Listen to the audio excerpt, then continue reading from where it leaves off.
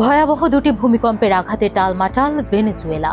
ইতোমধ্যে নিহতের সংখ্যা ৩ অঙ্কের ঘরে পৌঁছে গেছে, আহত ১,০০০-এরও বেশি।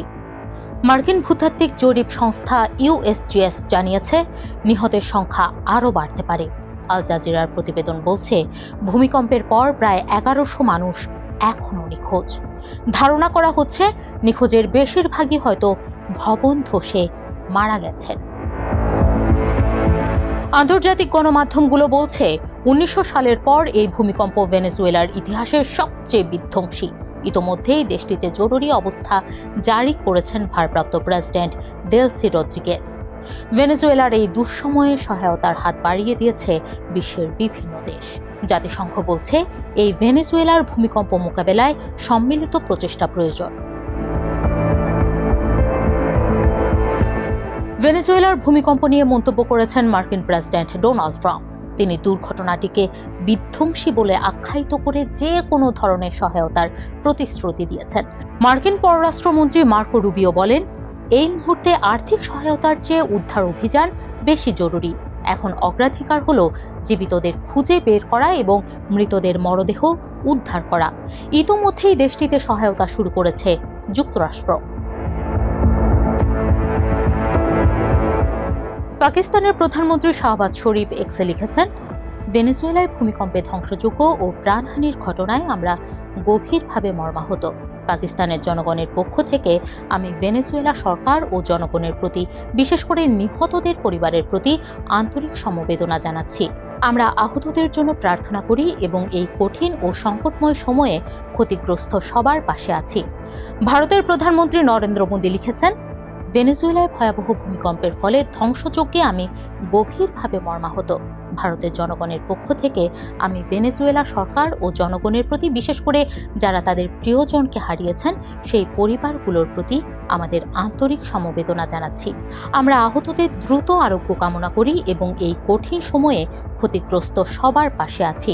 ভারত সম্ভাব্য সব ধরনের সহায়তা প্রদানে প্রস্তুত। বিধ্বংসী ভূমিকম্পের পর রুশ প্রেসিডেন্ট ভ্লাদিমির পুতিন ভেনেজুয়েলার প্রতি রাশিয়ার পক্ষ থেকে সমবেদনা জানিয়েছেন। ক্রেমলিনের এক বিবৃতিতে বলা হয়েছে, এই কঠিন সময়ে আমরা বন্ধুত্বপূর্ণ ভেনেজুয়েলার জনগণের প্রতি সংহতি প্রকাশ করছি। এদিকে চীনের পররাষ্ট্র মন্ত্রণালয়ের মুখপাত্র গুয়ো জিয়াকুন বলেছেন, বেইজিং ভেনেজুয়েলাকে সাধ্যমতো সাহায্য করতে ইচ্ছুক।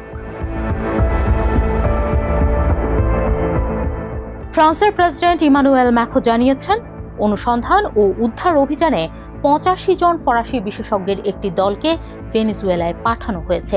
এদিকে স্পেনের প্রতিরক্ষা মন্ত্রণালয়ও জানিয়েছে, ভূমিকম্প মোকাবিলায় দেশটির ৫৪ জন সেনা উদ্ধারকারী প্রস্তুত রয়েছে। জার্মানি জানিয়েছে, ভেনেজুয়েলায় প্রয়োজনে তারা সামরিক কার্গো বিমানও পাঠাবে। ইতালির প্রধানমন্ত্রী জর্জিয়া মেলোনি এই দুর্যোগের প্রতিক্রিয়ায় টুইটারে লিখেছেন, ভেনেজুয়েলায় আঘাত হানা ভয়াবহ ভূমিকম্পের পরিণতি গভীর উদ্বেগের সঙ্গে পর্যবেক্ষণ করছি। স্পেনের প্রধানমন্ত্রীও পেদ্রো সানচেজ এক্সে ভেনেজুয়েলার প্রতি সংহতি প্রকাশ করেছেন। ভেনেজুয়েলার ভূমিকম্পের ঘটনায় ব্যাপক সাড়া দিয়েছে বিশ্বের মুসলিম দেশগুলো। যুদ্ধবিধ্বস্ত ইরানও জানিয়েছে তারা ভেনেজুয়েলার সহায়তার জন্য প্রস্তুত। ইরানের পররাষ্ট্র মন্ত্রণালয়ের মুখপাত্র ইসমাইল বাঘাই ভেনেজুয়েলার প্রতি ইরানের পক্ষ থেকে সমবেদনা জানিয়েছেন। তুরস্কের প্রেসিডেন্ট তার দেশের পক্ষ থেকে সমবেদনা জানিয়ে বলেছেন, এই বেদনাদায়ক ও কঠিন দিনে আঙ্কারা আমাদের ভেনেজুয়েলার বন্ধুদের পাশে আছে। ভূমিকম্পের ঘটনায় কাতারের আমির Sheikh Tamim bin Hamad Al Thani ভেনেজুয়েলার ভারপ্রাপ্ত রাষ্ট্রপতিকে একটি শোক বার্তা পাঠিয়েছেন। ইইউ জানিয়েছে, ভেনেজুয়েলার পুনরুদ্ধারে সহায়তা করতে স্যাটেলাইট নজরদারি সক্রিয় করা হয়েছে। ইউরোপীয় ইউনিয়নের সাহায্য কমিশনার হাজা লাহবিব সামাজিক মাধ্যমের পোস্টে বলেছেন, কোপারনিকাস সক্রিয় করা হয়েছে এবং আমরা সহায়তা বাড়াতে প্রস্তুত আছি। ইইউ অংশীদাররা ইতোমধ্যে ভেনেজুয়েলায় সরাসরি সহায়তা প্রদান শুরু করেছে। বাংলাদেশ সময় ২৫ জুন ভোর ৪টার দিকে মাত্র ৪০ সেকেন্ডের ব্যবধানে ভেনেজুয়েলায় দুটি ভূমিকম্প আঘাত হানে। এতে ধসে পড়েছে অনেক ভবন। আতঙ্কিত মানুষ বাড়ি ঘর ছেড়ে রাস্তায় নেমে এসেছেন।